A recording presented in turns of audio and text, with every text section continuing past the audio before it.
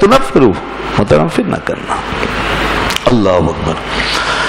یہ حدیث مکمل ہوئی. اس کے بعد اب آئیے اگلی حدیث میں پھر ایک باب ہے، یہ باب من جعل لأہل العلم ایاما معلومۃ، یعنی کہ وہی بات ہے جو پہلی حدیث میں آئی تھی کہ علم کی باتوں کے لیے دن مخصوص کر لیے جائیں، دن مخصوص کر لیں، اس میں پھر وہ علم کی باتیں، درس کی باتیں لوگوں کو بتائی جائیں. تو یہ وہی مضمون ہے تقریباً.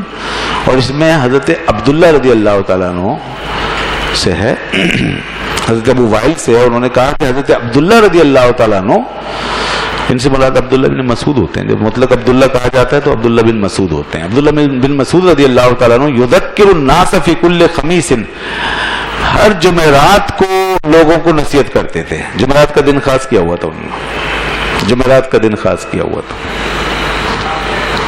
جمعرات کو، یہ جمعرات کو کوئی قرآن حدیث کا حکم نہیں ہے، یہ ان کی اپنی مسئلہ سے تھا اس وقت کے مطابق، اس لیے اس کی پابندی ضروری نہیں ہے.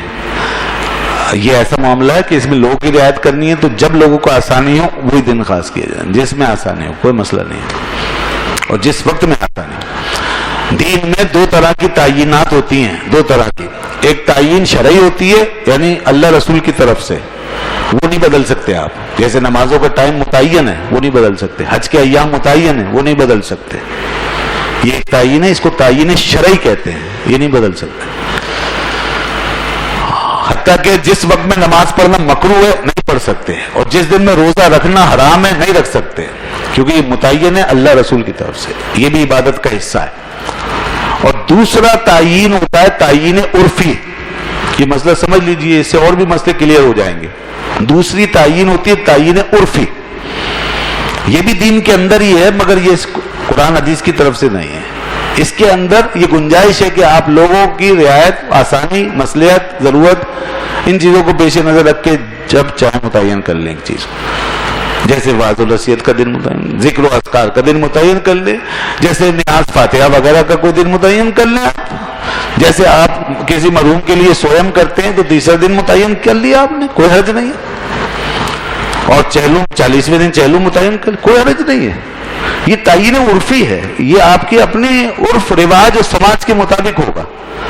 اس میں نہ کوئی یہ کہہ سکتا ہے کہ جو میں نے کیا یہ فرض ہے، اور نہ کوئی یہ کہہ سکتا ہے کہ جو تو نے کیا ہے وہ حرام اور بدعت ہے.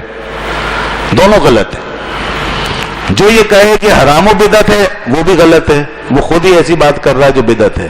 اور جو یہ کہے کہ یہ فرض ہے وہ بھی غلط ہے، وہ اس کو بدعت بنا رہا ہے. پھر تو فرض نہ کرے، بس لوگوں کی مرضی پر ہے. آپ نے بھی اپنی مرضی سے کیا، آپ چاہیں تو، اور کرتے بھی ہیں لوگ، سویم تیسرے دن کے بجائے دوسرے دن بھی کر لیتے ہیں، اور چہلم بھی آگے پیچھے کرے، کوئی حرج نہیں ہے.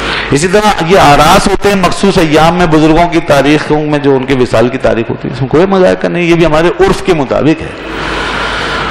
آخر اور بھی تو چیزوں کے دن متعین کرتے ہیں نا، بلکہ مہینے بھی مخصوص، اس میں شادیاں کرتے ہیں، نکاح کرتے ہیں، منگنیاں کرتے ہیں، یہ بھی تو متعین کرتے ہیں، اور یہ سہولت کے لیے کرتے ہیں، کوئی حرج نہیں.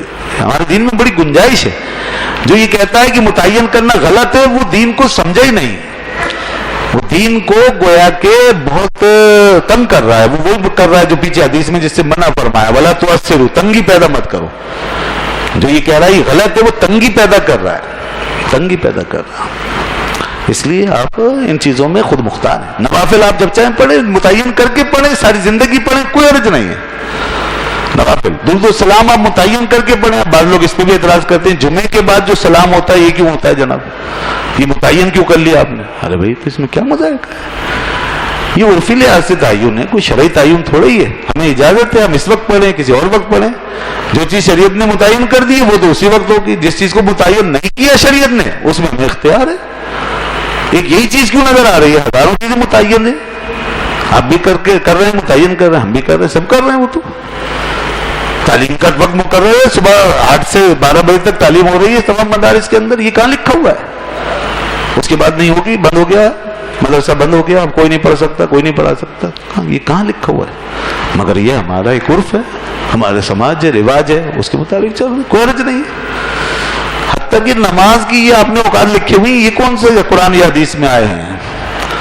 یہ آپ سالہ سال تک ہمیشہ کے لیے متعین کر کے نمازیں پڑھ رہے ہیں اس وقت کے اندر، یہ کہاں ہے حدیث کے اندر؟ حدیث میں نماز کا اول و آخر ٹائم آیا ہے، یہ کہا ہے کہ ظہر 1:30 بجے ہوگی اور عصر 4:30 بجے ہوگی اور عشاء 7:30 بجے ہوگی، یہ کہاں پر ہے؟ یہ کہاں سے فکس کر لیا آپ نے؟ چاہیے گھڑی وڑی ختم کر دیں اور بس جب لوگ آ کے نماز پڑھ لیں. ایسے ہی ہوتا تھا دور رسالہ میں، جب آ جاتے تھے لوگ نماز ہو جاتی تھی وقت میں. یہ ہے اصل سنت.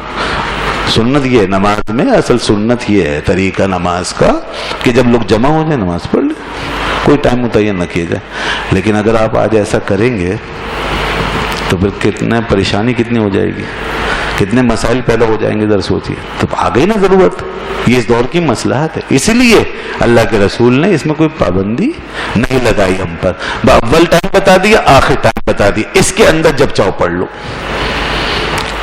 زیادہ سے زیادہ مکروہ کرنے سے بچاؤ نماز کو، مکروہ نہ ہو جائے بھائی، اتنی تاخیر نہ کرو، اس کا خیال رکھو. یہ ہے ہمیں بڑے اختیار دیے گئے ہیں دین میں اس قسم کے معاملات میں، تاکہ ہمیں سہولت سے ایک کام کو کرنے میں ہمیں آسانی ہو، سہولت سے ہم کر سکیں اور وہ کام ہمارا جاری و ساری رہے. تو یہاں پر آیا کہ جمعرات کو کرتے تھے، جمعرات کو نصیحت فرماتے تھے. اچھا. فقال له رجل، ایک شخص نے کہا ان سے، یا ابا عبد الرحمن، اے ابو عبد الرحمن، یہ ان کی کنیت ہے عبداللہ ابن مسعود کی، اے ابو عبد الرحمن، لو وددت انک ذکرتنا کل یوم. ایک صاحب کو بڑا اچھا لگا، خوش ہو رہے تھے، معلومات ہو رہی ہے، ظاہر صحابی رسول کا درس ہے. انہوں نے کہا، اور ایک کا ذکر ہے یہاں پہ، اور بھی کئی بعض لوگ کہتے ہوں گے، لوددت انک ذکرتنا کل یوم، میرا دل چاہتا ہے کہ آپ ہمیں روزانہ نصیحت کریں، روزانہ نصیحت کریں، روزانہ یہ واعظ ہو. دیکھا آپ نے، بعض لوگوں کی خواہشیں ہوتی ہیں کچھ چیزوں کی، اچھی بات ہے، اگر اچھی خواہش ہے تو اچھی چیز ہے، اللہ تعالیٰ اس خواہش کو اور بڑھائے. اچھی چیز کی خواہش بھی اچھی ہوتی ہے، چاہیے اچھوں کو جتنا چاہیے، یہ بات اچھی ہے.